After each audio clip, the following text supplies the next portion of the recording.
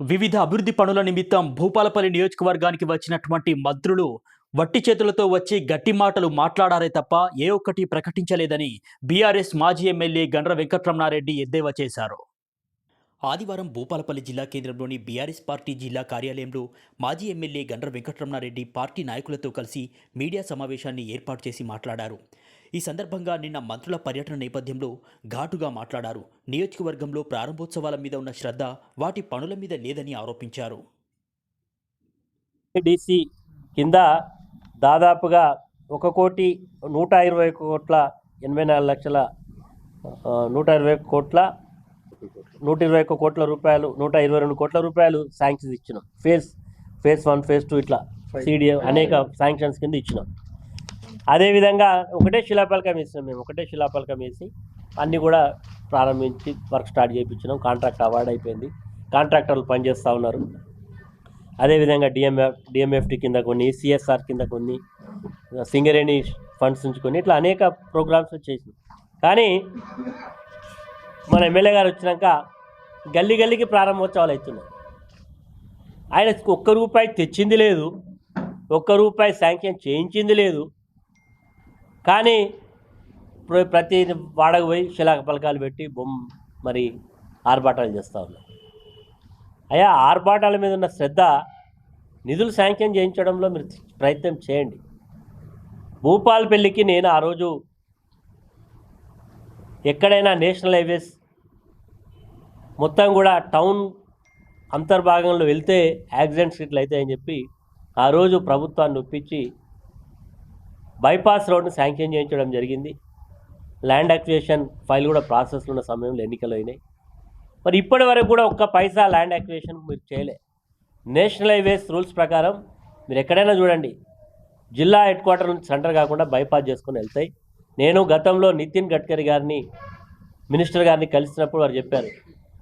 ఆ రోజు వారు చెప్పింది ఏంటంటే, ఈ శాంక్షన్ ఇస్తూనే మరి ఏమన్నారంటే, మీరు బైపాస్కి సంబంధించి మీరు ల్యాండ్ యాక్విజిషన్ చేయండి, మేము నేషనల్ హైవేస్ టేకప్ చేసి ఆ యొక్క పనులు మేము పూర్తి చేస్తామని చెప్పింది. గౌరవ శాసనసభ్యుడికి నేను గౌరవ మంత్రి శ్రీధర్ బాబు గారికి, ఎందుకంటే వారు కూడా ఈ నియోజకవర్గంలో, వారి నియోజకవర్గం పోవాలంటే భూపాలపల్లి మీదకి వెళ్ళి పోతూ ఉంటారు. వారు చెప్పేది ఏంటంటే, మీరు తక్షణమే ఆ భూసేకరణకు సంబంధించినటువంటి నిధులు కేటాయిస్తే, మరి భూసేకరణ పూర్తయితే నేషనల్ హైవే చేస్తారా, మీరు చేస్తారా, ఎవరు మరి పనులు చేయించాలి. దాని మీద మీకు శ్రద్ధ ఉండదు. అదేవిధంగా మేము గతంలో మెడికల్ కాలేజీకి సంబంధించిన 130 కోట్లు శాంక్షన్ చేస్తే మీరు పనులు ప్రారంభించి దానికి కూడా శిలాఫలకం వేస్తారు. సరే, మేము ఆ రోజు వేరే మంత్రి రాలేదు, ముఖ్యమంత్రి రాక మేము వేయలేకపోయాం. కానీ ఈరోజు మీరు వాటి మీద శిలాఫలకాల మీద ఉన్న శ్రద్ధ పనుల మీద ఉంటే బాగుంటుంది.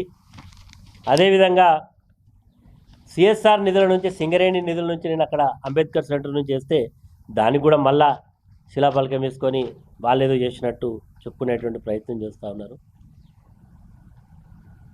ఈరోజు గౌరవ మరి ప్రభుత్వ మంత్రులు ఇద్దరు వచ్చిండ్రు. ఈరోజు ఈ ప్రాంతం పారిశ్రామికంగా సింగరేణి కాలనీసు, జెన్కో లాంటివి ఉన్నాయి. కానీ ఇక్కడ ఫుడ్ ప్రాసెసింగ్ ఇండస్ట్రీసు, అదేవిధంగా రైతులు ఇక్కడ పత్తి పండిస్తారు, వడ్లు పండిస్తారు, మిగతా క్రాప్స్ అన్నీ వస్తాయి. దానికి గతంలో వచ్చి మన గాంధీనగర్ గుట్ట మీద శిలాఫలకం వేసిపోయిండ్రు. ఆ రోజు నేను వేస్తానన్నప్పుడేమో ఇక్కడ ఎట్లేస్తారు, ఇది గృహ అవసరాలకు ఉండాలి, ఈ ప్రాంతం అభివృద్ధికే ఉండాలి అని చెప్పి ఇప్పుడు శాసనసభ్యులు ఉన్నాయనే ఆ రోజు ప్రతిపక్షంలో ఉండి ఆబ్జెక్షన్ చెప్పింది. శిలాఫలకం మాత్రం వేసిండ్రు. ఒక పరిశ్రమ పెట్టాలంటే దానికి కావాల్సినటువంటి మౌలిక సదుపాయాలు మీరు అభివృద్ధి చేయడంలో మీకు చిత్తశుద్ధి ఉందా? నేను సూటిగా శ్రీధర్ బాబు గారిని ప్రశ్నిస్తూ ఉన్నా.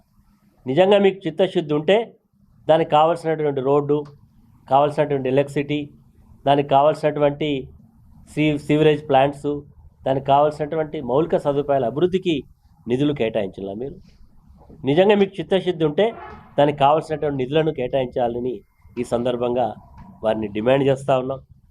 అదేవిధంగా భూపాలపల్లి ప్రాంతంలో ఇప్పటికే ఎడ్యుకేషన్ పరంగా మరి మెడికల్ కాలేజు, డిగ్రీ కాలేజు ఇవన్నీ తీసుకురావడం జరిగింది.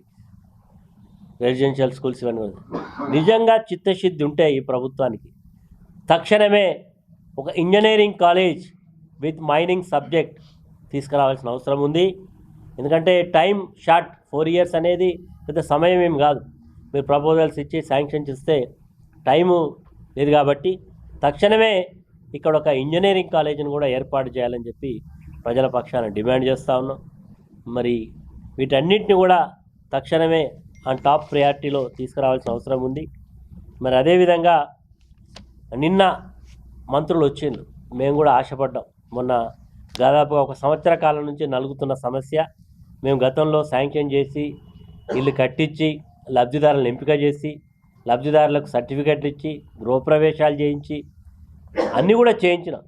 ఆ రోజు టెక్నికల్, ఆ రోజుకు కొద్దిమందికి సర్టిఫికెట్స్ ఇచ్చినాం, కొద్దిమందికి ఇవ్వాల్సి ఉండగా ఎన్నికల కోడ్ రావడం వల్ల వారి జాప్యం జరిగింది. సంవత్సర కాలం అయితే ఉన్నది. గతంలో శాంక్షన్ అయిన వాటికి ఎమ్మెల్యే గారు ఏలు పెట్టకుండా సపరేట్గా ఇస్తే అయిపోయింది. దాన్ని ఆఫ్ చేయించి 1 సంవత్సర కాలం నుంచి లబ్ధిదారులు ఆయన ఇంటి చుట్టూ పడిగా తిరగరాని చెప్పులు అరుగుతూ ఉన్నాయి.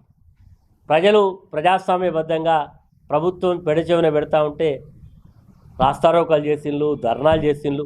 దాదాపు 23-24 రోజుల నుంచి అక్కడ టెంట్ వేసుకొని కార్యక్రమాలను కూడా చెప్తా ఉన్నారు.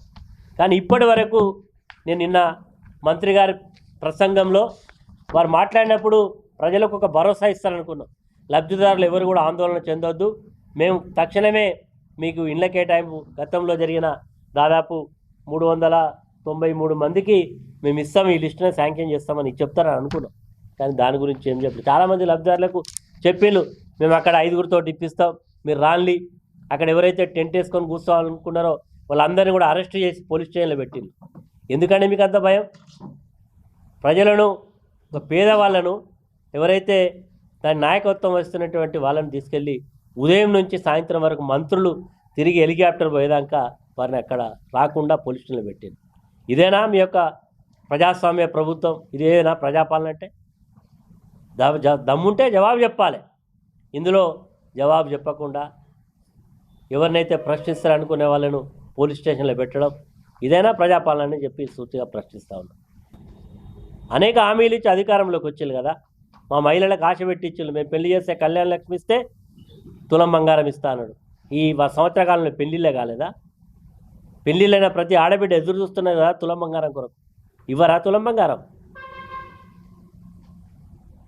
నాటేయక ముందేమో 2 పంటలకు అందరికి వడ్లకు మద్దతు ధర 500 ఇస్తా అన్నాడు. నాటేసినాక సన్న వడ్లని. ఈ ప్రభుత్వం యొక్క పబ్లిసిటీ ఎట్లుందంటే మల్టీనేషనల్ కంపెనీస్ అంటే అడ్వర్టైజ్మెంట్ చేస్తారు, తర్వాత కింద ఉంటుంది షరతులు వర్తించడానికి. రేవంత్ రెడ్డి గారి పరిపాలన కూడా షరతులు వర్తించరు. రుణమాఫీ కాలేదని ఎక్కడైనా అడిగితే ఎదురు దబాయిస్తూ ఉన్నారు. రైతు బంధు రాలే, ఈరోజు ఆడపిల్లల స్కూటీలు రాలే, ఇందిరమ్మ ఇండ్లు ఊరిస్తూ ఉన్నారు. వచ్చినాయి 2 సంవత్సరాల కాలం నుంచి ఊరిస్తూనే ఉన్నారు. తక్షణమే మరి మీకు చిత్తశుద్ధి ఉంటే ఆ ఇండ్ల కేటాయింపు విషయంలో కూడా పారదర్శకంగా అత్యంత పేదవాళ్ళకు మొదటి ప్రియారిటీలు ఇస్తే బాగుంటుంది అని ఈ సందర్భంగా ప్రభుత్వాన్ని డిమాండ్ చేస్తున్నాం.